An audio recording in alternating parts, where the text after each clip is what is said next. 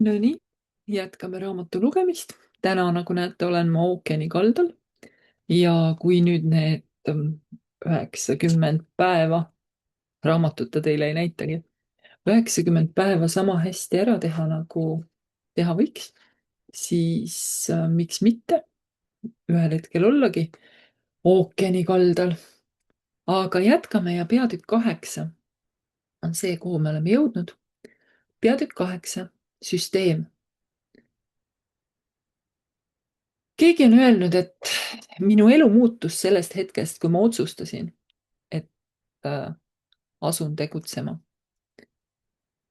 Peamine põhjus, miks ma tean, et sa saad edukaks võrkturunduses, on see, et võrkturundus toimib tõestatud süsteemi alusel.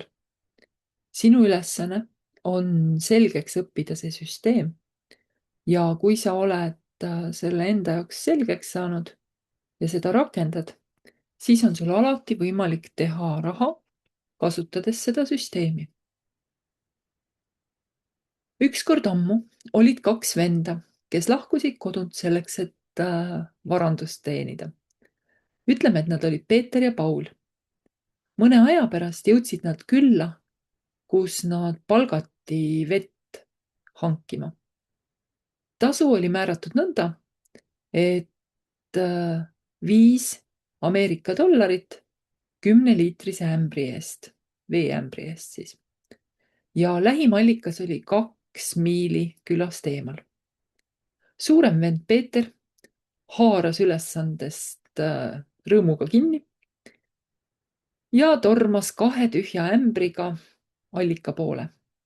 Tunni aja pärast oli ta tagasi 2 täisämbriga, mida ta siis kallas suurde veetünni. Ta oli sellega teeninud 10 dollarit.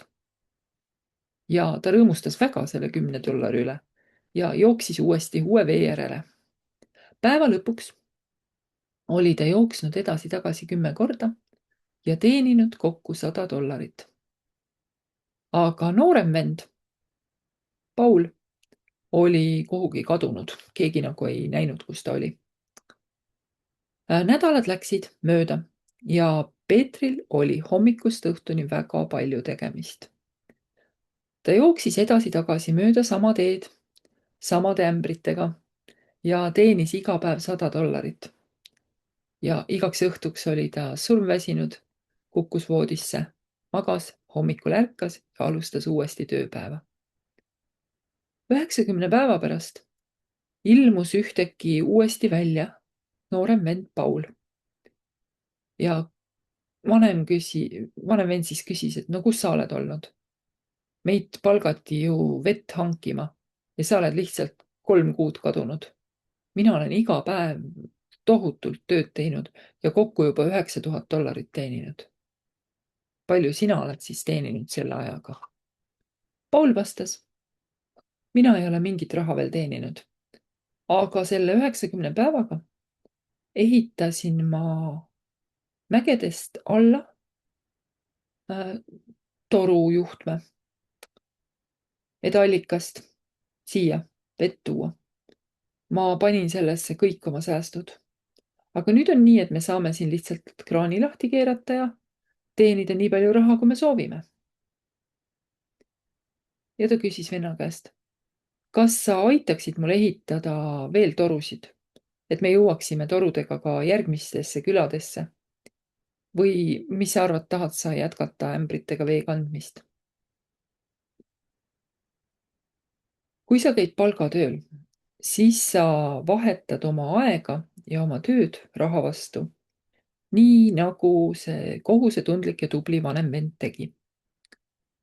Tema väiksem vend aga tekitas endale taastekkiva tulu sellega, et leidis sissetuleku allika või võimaluse luua sissetulek nii, et see ei sõltunud enam tema tööst ja ajast.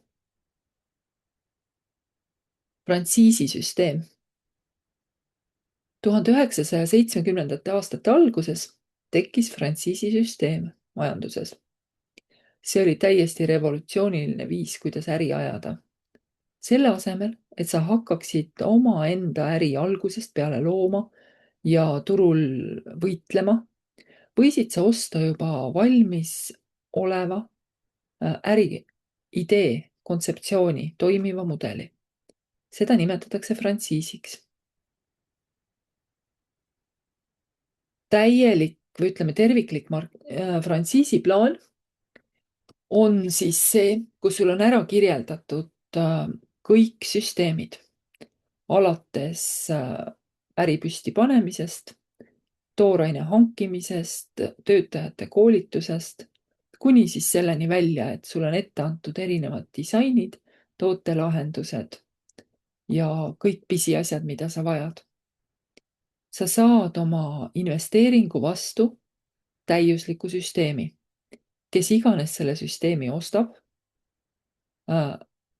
nõustub ka selle diiliga, et ta annab osa oma tulust frantsiisi omanikule selle süsteemi kasutamise eest, aga süsteem on nõnda välja töötatud, et üsna suur tõenäosus on ka temal endal piisavalt head tulu teenida ja seda mudelit kasutades edukaks äripidajaks saada.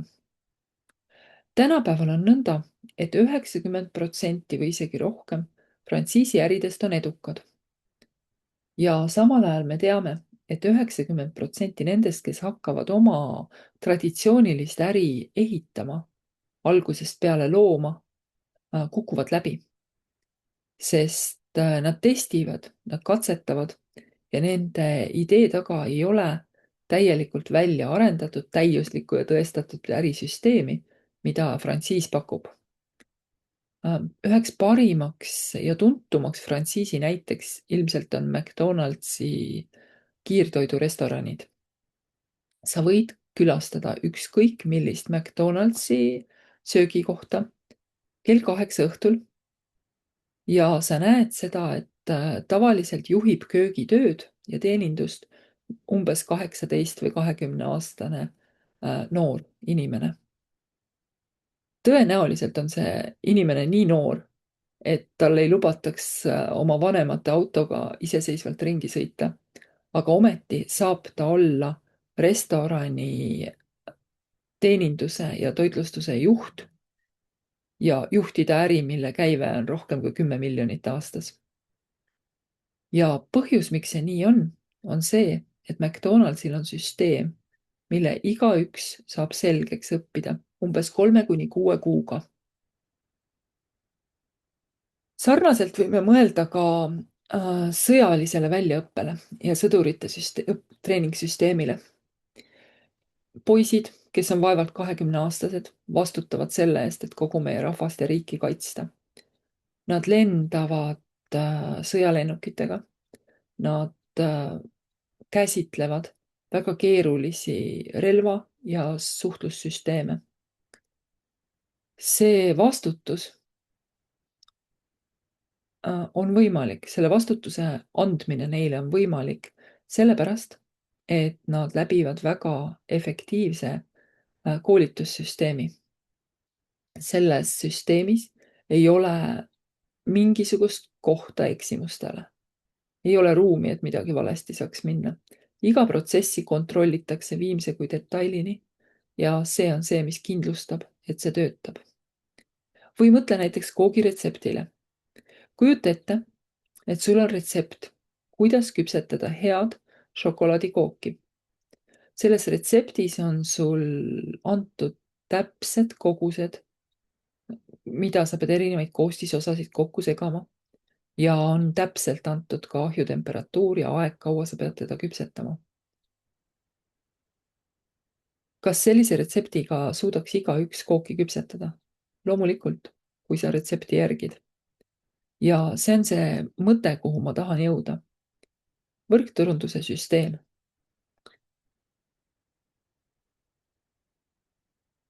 Esimene inimene, kes tõi sellise süsteemse mõtlemise müügitöösse, oli üks automüüja Põhja-Carolina osariigis.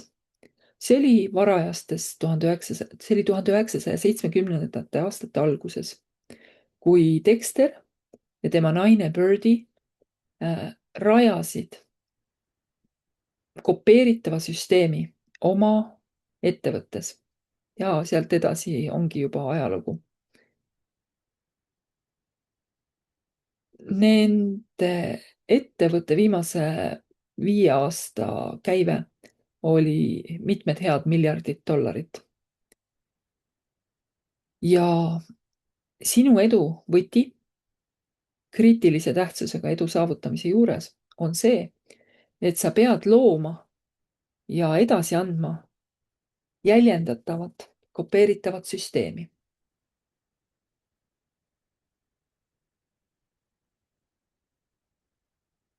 Saja nimekiri. Võta paber või arvuti ja pane kirja 100 nime. Kui sa mõtlema hakkad, siis tuleb välja, et sa tunned palju rohkem inimesi, kui sa arvasid. Ja see on paljude jaoks meist väga positiivne avastus.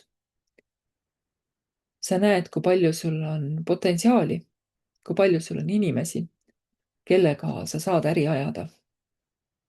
Ja sa ei satu meeleheitesse, kui esimene inimene, kellega sa räägid, ütleb ei, sest nimekirjas on veel vähemalt 99 inimest.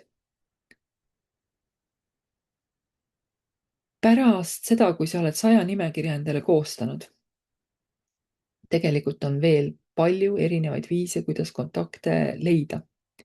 Sa saad panna ajalehte kuulutuse. Sa saad osta kontaktinimekirja. Sa saad luua internetis süsteeme, millega inimesi värvata. Sa saad linnas ringi jalutada ja flaiereid jagada. Sa võid inimesi kutsuda suurtele koolitustele, koosolekutele. Kõik need meetodid töötavad. Ma tean palju inimesi, kes on loonud endale suured võrkturundusorganisatsioonid, oma hiigelsuured tiimid sellel moel. Aga seal on üks probleem. Ei ole kindel, et igaüks neid meetodeid järgides edukaks osutub. Sul on vaja väga tugevat motivatsiooni. Sul on vaja väga palju usku ja veendumust sellesse, mida sa teed. Ja sul on vaja kõigutamatut soovi tööd teha. Vastasel juhul see ei ole korratav mudel. Aga kujuta ette, et sa elad väikeses linnakeses, kus on 50 000 inimest. Sinu strateegia, kuidas uusi inimesi leida, on see, et sa paned kuulutuse kohalikku ajalehte. Ja esialgu tundub, et see töötab suurepäraselt. Esiteks, esialgu on see lihtsalt kuulutus. See on sinu kuulutus, mida sa lehes avaldad. Aga siis sul tekivad partnerid, kes hakkavad sama mudelit järgima. Seega peatselt on ajalehes juba 3 kuulutust. Ja mõne aja pärast on juba 10 kuulutust. Ja lõpuks on kohalikus ajalehes umbes 300 erinevat kuulutust sinult ja sinu tiimi liikmetelt. See tundub pigem nagu naljanumber, eks ole, mitte mingi tõsine äri ajamise viis. Ja praegusel ajal teevad paljud täpselt seda internetis. Või siis nad ostavad kontakte, aga see tekitab lõppkokkuvõttes sarnase probleemi. Ära võta sellist lähenemist oma eesmärgiks või mis tahes sellist nii-öelda kiiret lahendust pakkuvat süsteemi ei maksa endale sihiks seada. Internet on lihtsalt toetav töövahend. Võrkturundus ei ole internetiturundus, nii et ära neid kahte omavahel segi aja.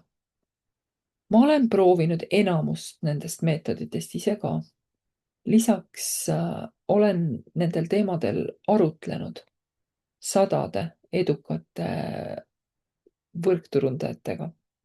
Me ei ole alati kõikides asjades ühel nõul, aga kõik, kellega ma olen rääkinud, nõustuvad selles, et esimene asi ja kõige olulisem asi, mida sa tegema pead, on ikkagi see, et sa kirjutad üles oma isikliku 100 kontakti nimekirja.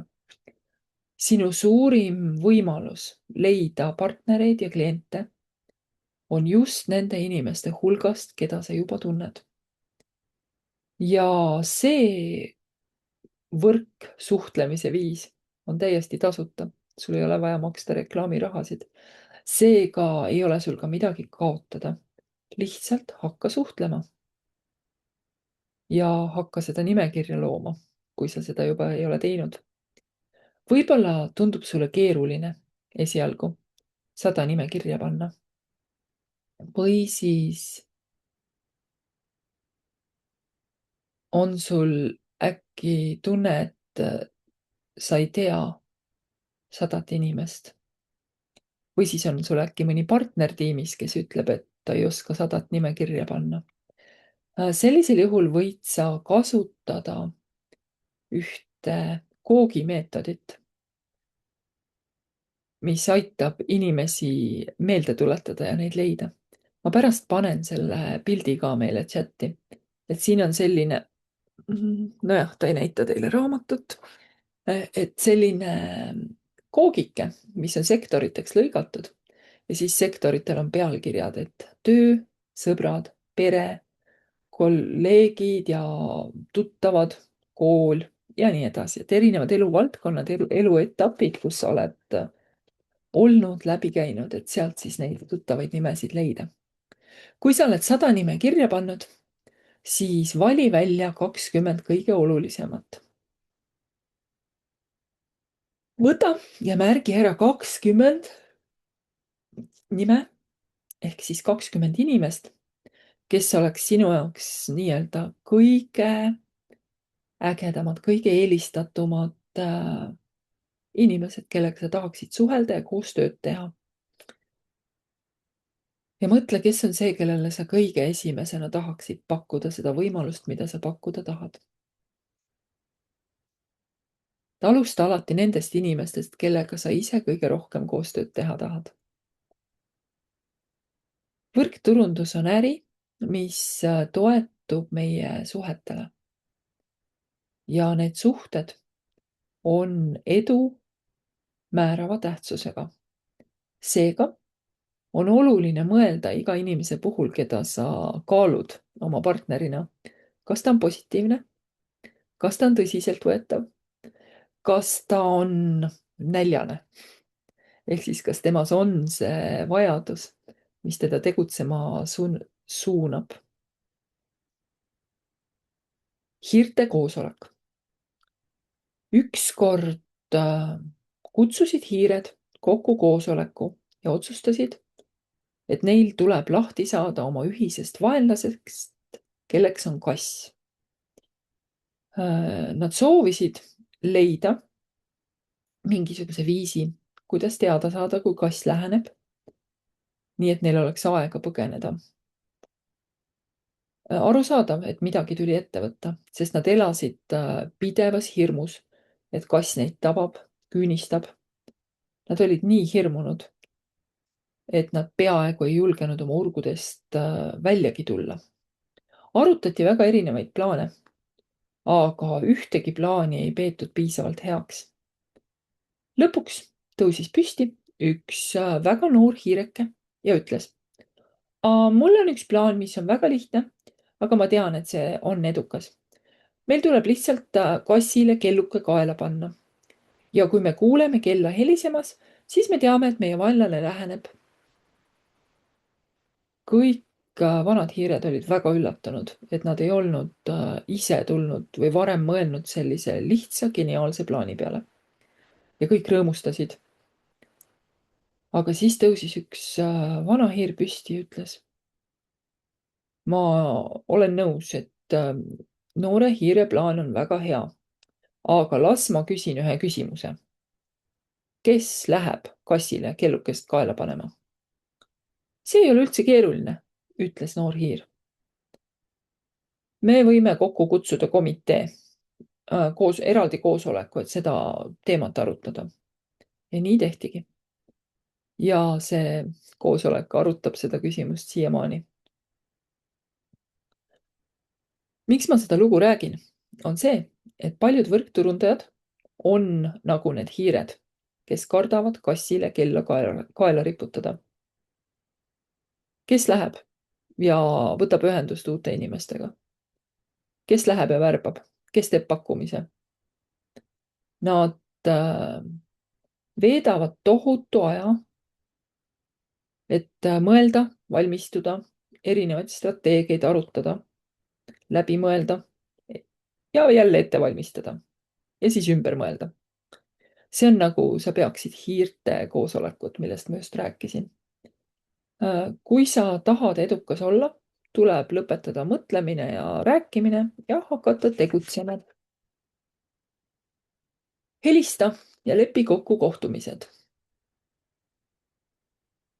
Sinu nimekirja tipus peaksid olema inimesed, kellel on kõik 3 positiivset omadust. Ehk siis nad on positiivse vaatega, nad on tõsiseltvõetavad ja nad on aktiivsed näljased.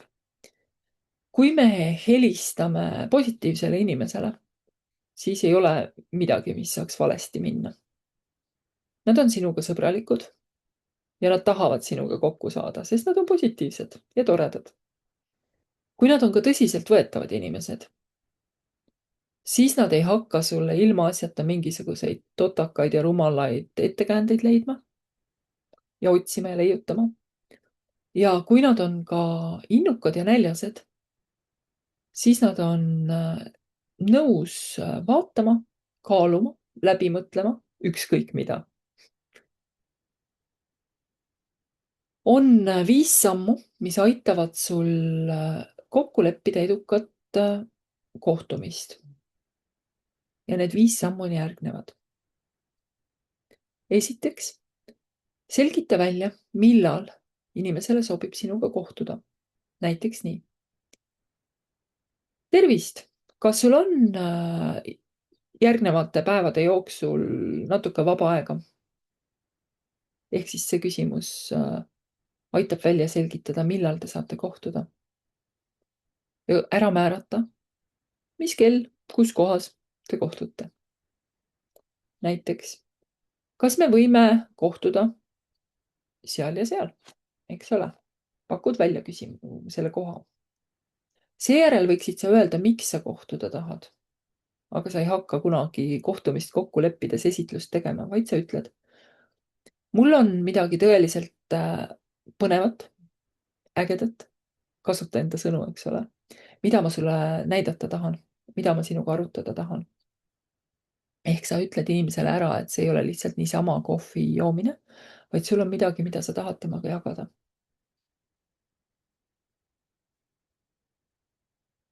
Ja sa võid juba etteruttavalt ennetada ka igasuguseid vastuväiteid või küsimusi sellega, et sa ütled sinna juurde veel selle, et ma tahan sulle väga sellest rääkida, aga mul ei ole praegu telefonis selleks piisavalt aega. Sest inimesed tihtipeale küsivad, eks ole, et aga mis sa tahad jagada või mis sa tahad rääkida. Aga seda ei ole mõistlik hakata tegema telefoni teel.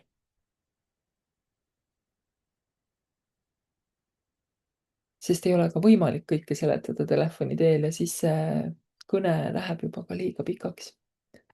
Ja seejärel tuleb see kõne lihtsalt viisakalt lõpetada.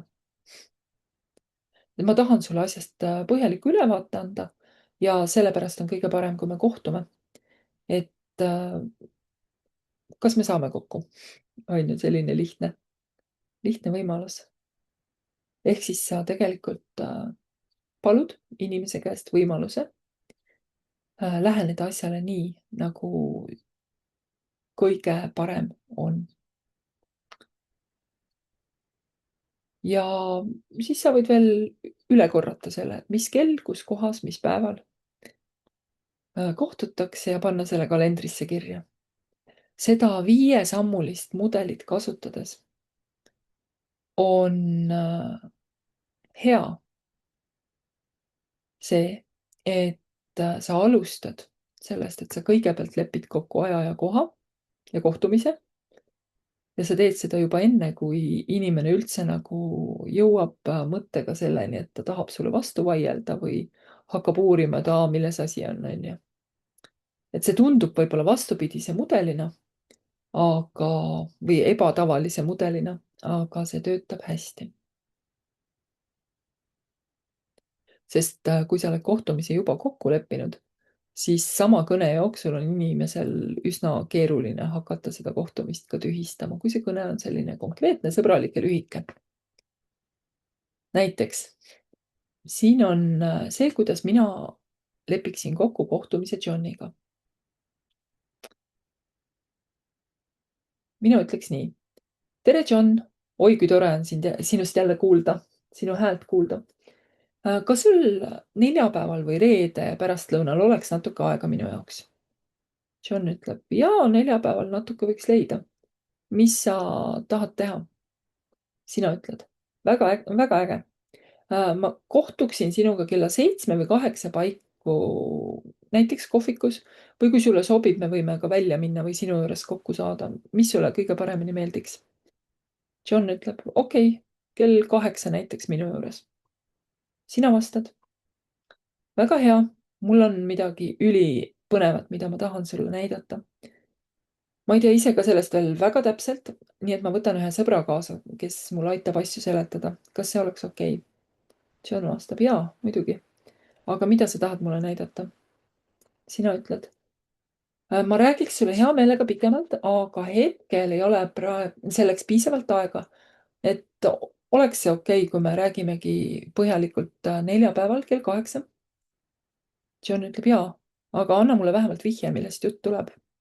Sina ütled, ei, ma tahan, et sa näeksid täielikku infot korraga, et ole natuke kannatlik ja oota, kuni me kohtume. Kas see mõte on sinu jaoks sobiv? John vastab, olgu peale. Teeme siis nii. Sina ütled, väga hea, me kohtume neljapäeval. Ja ma märgin selle kohtumise oma kalendrisse ära, et märgi see endale ka ära, palun. John vastab, okei, kohtume neljapäeval. Nagu sa näed, siis kohtumiste kokkuleppimine on väga lihtne. Selle lihtsa mudeli alusel on võimalik enamuse inimestega, keda sa tead, kohtumisi kokku leppida. Esmalt võib see tõesti tunduda pisut veider ja keeruline, aga kui sa natuke harjutad, siis saad selles ekspertiks. Loomulikult ei kulge kõik kõned, mida sa teed, sellisel viisil, nagu mina Johniga rääkisin. Mõnikord juhtub ka see, et sul ei ole võimalik inimesega kohtumist kokku leppida kohe. Seega mõtleme korra selle peale, et inimesed on erinevad ja mõtleme korra läbi selle, et kuidas erinevate inimestega suhelda, kui see meie nii-öelda ideaalse skripti või mudeliga ei kattu. Minu kogemus on see, et mõnikord, kui me satume väga negatiivse või pahura inimese otsa, siis ongi parem, kui temaga kohtumist ei toimu. Seega, meil on 3 inimtüüpi. Esiteks, negatiivne inimene. See on püramiidskeem. Sellest õnnemängust ei ole võimalik võita.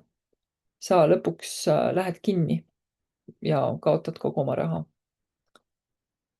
Nendel inimestel on üsna kindlasti valeinfo. Ja mis on veel hullem, on see, et nad isegi ei tea seda, et neil on valeinformatsioon. Nad on oma pea sees asja juba ära otsustanud ja neil ei ole ka huvi mingit uut infot saada, sest see võiks nende kaljukindlat veendumust kõigutada. Sa võid proovida vaielda, sa võid proovida infot jagada, aga üsna tõenäoline on see, et sina ei suuda nende seisukohta muuta, vaid nemad nakatavad sind oma negatiivsusega. Seega lõpeta see kõne sõbralikult ja võta järgmine inimene liinile. Neutraalne inimene. Tõesti, selline võimalus. Minu naine ühines mingi asjaga, aga ei, sellised asjad ei ole meie jaoks.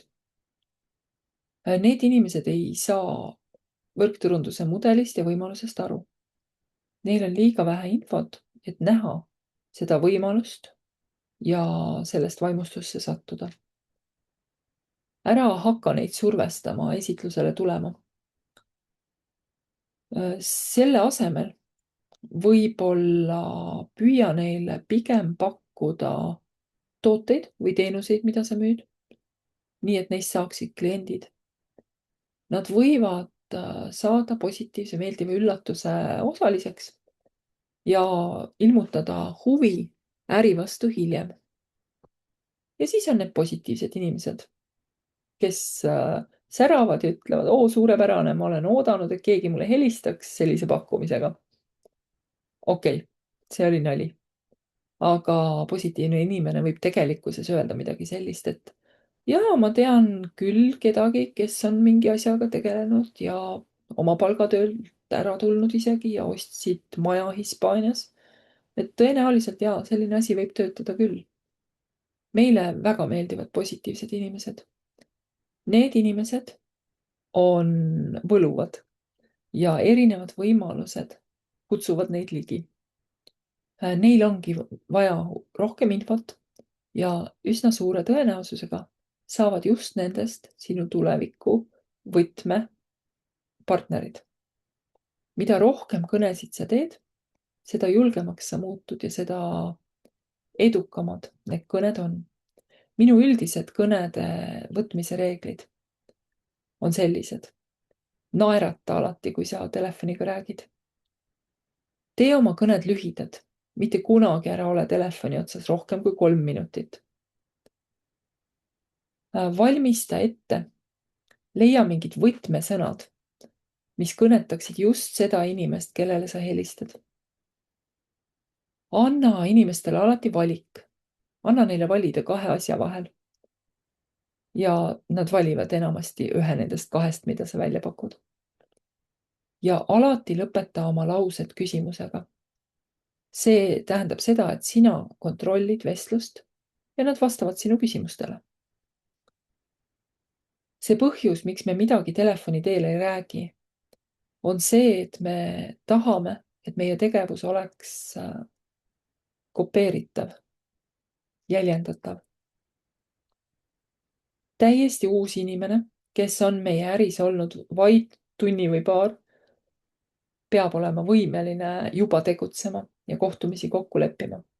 See tähendab seda, et me ei pea ütlema ettevõtte nime, me ei pea rääkima sellest, mis tooteid või teenuseid me pakume või kuidas me raha loome, sest kõige halvemal juhul, kui inimene, kes uuena üritab kõike seda telefoni teel edasi anda, siis hakkab puterdama ja satub segadusse. Ja võib ka juhtuda, et inimene, kellega ta üritab kohtumist kokku leppida, on temast oluliselt targem. Siis võib tekkida paksu pahandust. Ja see võib tekitada väga-väga halbu kogemusi. Aga kui sa oled olnud selles äris juba mõnda aega ja sa tead ka tegelikult kõike, siis on mõistlik siiski jätkata viisil, mis on paljundatav või jäljendatav. Sest meil tuleb ise olla eeskujuks ja seega me kõik broneerime kohtumisi täpselt samade põhimõtete alusel, nagu me õpetame algajatele.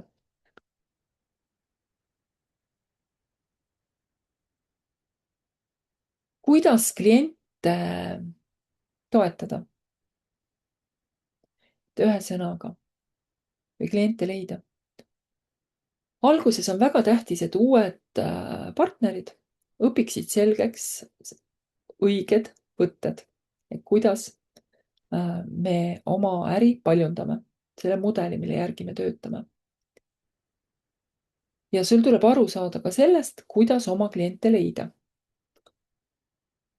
Võrkturundus tähendab kopeerimist.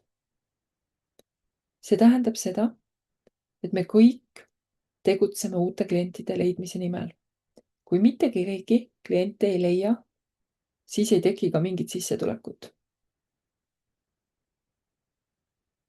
Ja see põhjus, miks tõsiseltvõetavates võrkturundusettevõtetes on nõue, et sa teeksid kliendimüüki, ei ole lihtsalt juriidiline, vaid see on ikkagi ennekõike see, et sul tekiks korduv sissetulek, sest pikaajalised komisjonitasud on seotud kliendimüügi käibega. Oletame, et sinu tiimis on 1000 partnerit ja igaüks teeb vähemalt või leiab vähemalt 5 klienti. See tähendab, et sinu kliendibaas kokku on umbes 5000 klienti. Kui sinu partnerid igaüks 5 kliendi asemel leiaksid ainult 2 klienti, siis oleks sinu korduvtulu 60% väiksem kui 5 kliendi puhul. Seega ole ise heaks eeskujuks ja ära jäta igal võimalusel esile toomata seda, kui tähtsad on meie jaoks kliendid ja klientide leidmine. Sinu nimekirjas olnud 20 kõige olulisemat nime võiksid saada sinu partneriteks või siis klientideks, kui nad partneriks ei tule. Aga ülejäänud 80, kes seal nimekirjas olid, on suure tõenäosusega sinu kliendid. Seega on oluline, et juba oma esimesel tegutsemisnädalal sa leiad vähemalt 5 või rohkem klienti, kes hakkavad kasutama ühte või mitut sinu ettevõtte toodet või teenust. Kõige lihtsamad kliendid, keda leida, on tavaliselt sinu pere ja sõprade hulgas.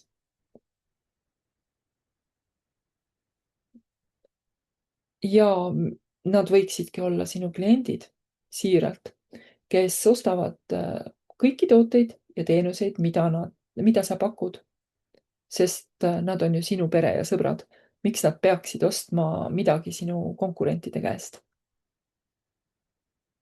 Kuidas kliente leida? See on väga lihtne müügikõne. Üldised reeglid, mida me kõnedest juba rääkisime, on sarnased. Aga nüüd me ikkagi ütleme kohe, mis ettevõtte tooteid me pakume või teenuseid.